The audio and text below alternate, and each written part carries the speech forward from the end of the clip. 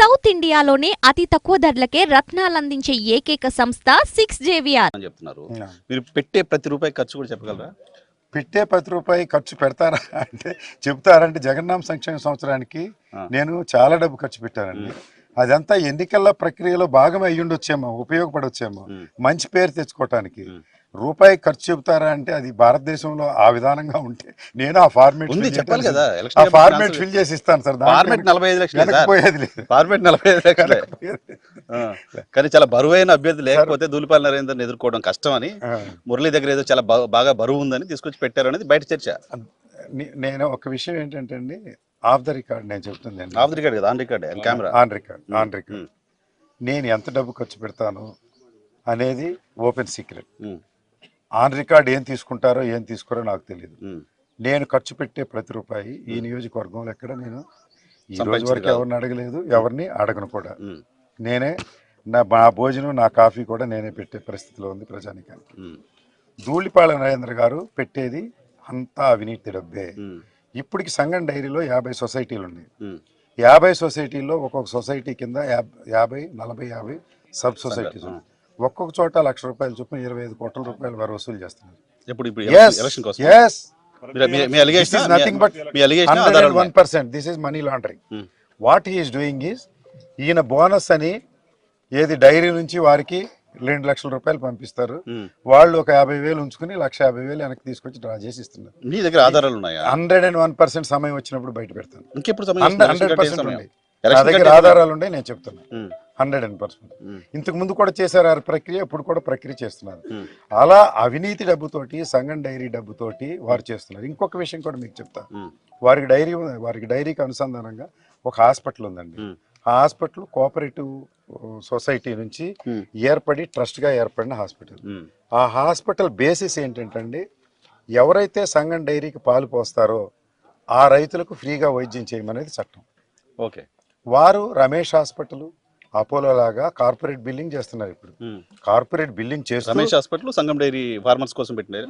Ramesh hospital, Apollo లాగా corporate hospital లాగా billing ఎలా చేస్తారో ధూళిపాళ వీరయ్య చౌదరి హాస్పిటల్ సంఘం డైరీకి సంబంధించిన దాన్ని కూడా అలాగే బిల్లింగ్ చేస్తారు. ఓకే, కార్పొరేట్ హాస్పిటల్ స్థాయిలో బిల్లులు తీసుకుంటున్నారు. తీసుకుని సంఘం డైరీ నుంచి 50% మళ్ళీ రీఎంబర్స్మెంట్ తీసుకుంటున్నారు.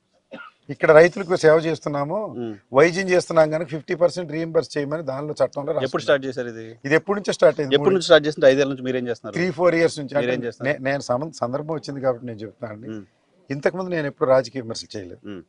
నా వంతు కర్తవ్యంగా నేను డాక్టర్ కాకపోయినా నేను అనేక కార్యక్రమాలు ఇంతకుముందు చెప్పి నేను చేశాను. వారి హాస్పిటల్లో ఒకటి కూడా చేరి ఫ్రీగా. వారు అక్కడ శిబిరాన్ని పెట్టలేదు. అది కోఆపరేటివ్ సొసైటీలో నుంచి వచ్చిన ట్రస్ట్ హాస్పిటల్. సరే, ఆయనకి మీకు ప్రేమ ఉంది ప్రజల మీద, మీరు చేస్తున్నా అని చెప్పుకున్నారు. ఆయనకి లేదేమో, చేయట్లేదేమో.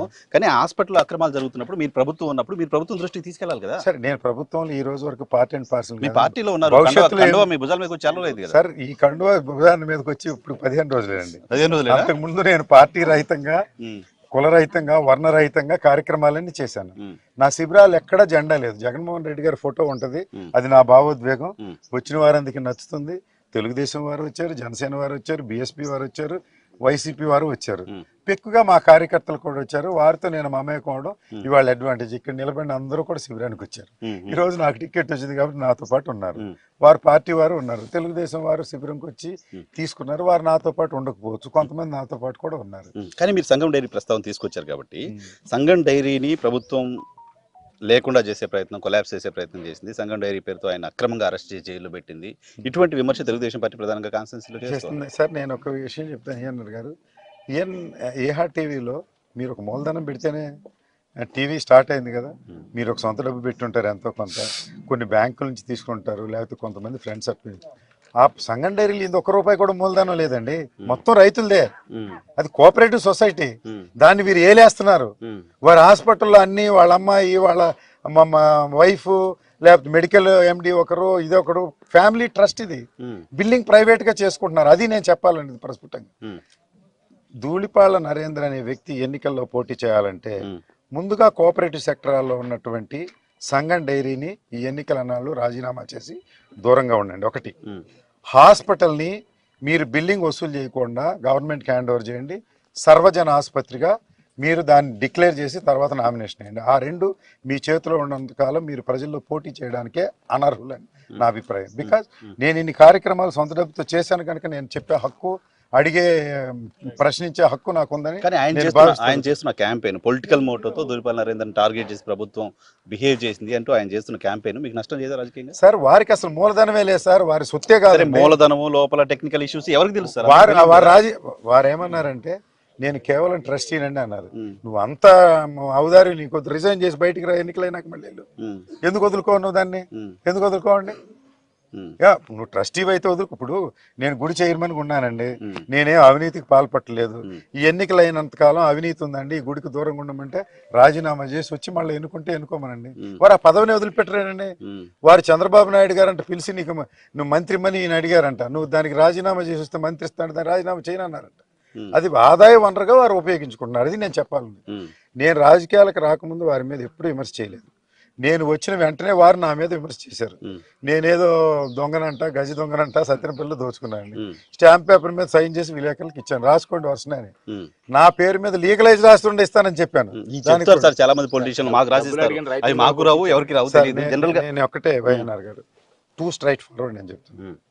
ఈ 5 సంవత్సరాల్లో భారతదేశంలో నేను ఎక్కడైనా లీగలైజ్డ్గా ఆస్తి ఎక్వైర్ చేసినా మీకు రాసిస్తాను, టీవీకి రాసిస్తాను. సరే తీసుకోండి, వాడుకోండి. అంటే నేనది ఛాలెంజ్ నిరూపించి కాదండి, నేను రాసిస్తానన్నానుగా. నేను ఎక్వైర్ చేయలేదు అసలు. నా దగ్గర డబ్బే లేదు, నాకు వ్యాపారం చేసుకుంటున్నా, దానిలో వచ్చే రూపాయిని సిఎస్ఆర్ కింద ఖర్చు పెట్టుకుంటున్నా. అది నేను అకౌంట్ పెడుతుందంతా సిఎస్ఆర్ కింద.